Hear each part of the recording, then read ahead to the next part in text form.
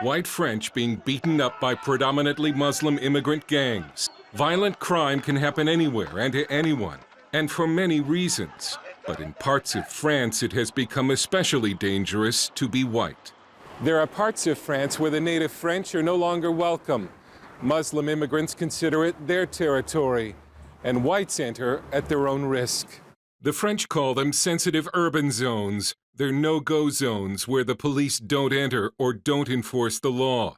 They're little Muslim caliphates inside the borders of France. And it's like that because these parts of the country are in the hands of drug traffickers, gangs, and imams.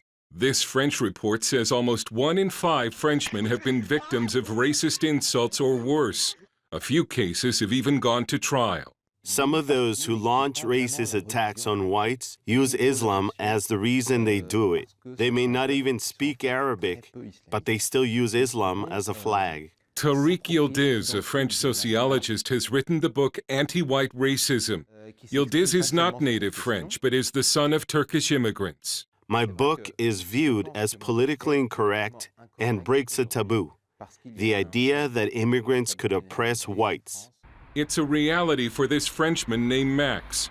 He's been attacked more than once by immigrants and still has a bruise under one eye from the latest attack.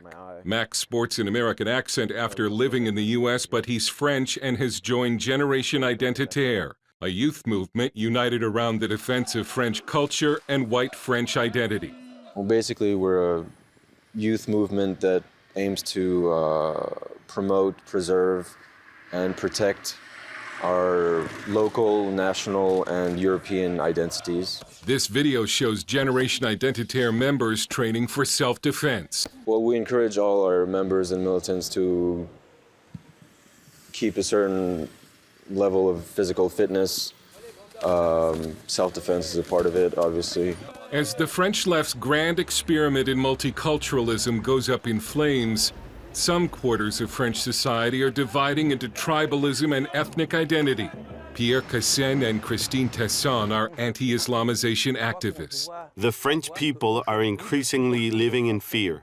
They fear the imposition of Islamic law and the organized violence against any French person, including the police. More and more Islamists threaten riots, assault, and try to impose Sharia. They attack the police. The Republic is in danger.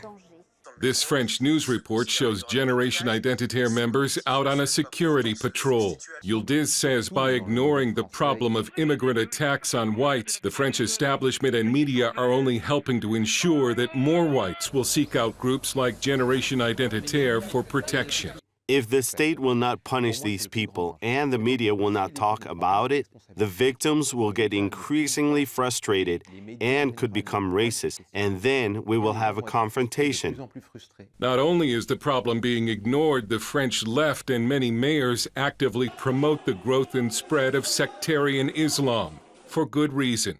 Muslims have become an important constituency of the left. 90% voted for Socialist President Hollande in the last election. Former Muslim Pascal Halout wanted to show us the mosque in the Paris district of Barbès that the mayor's office is paying to renovate.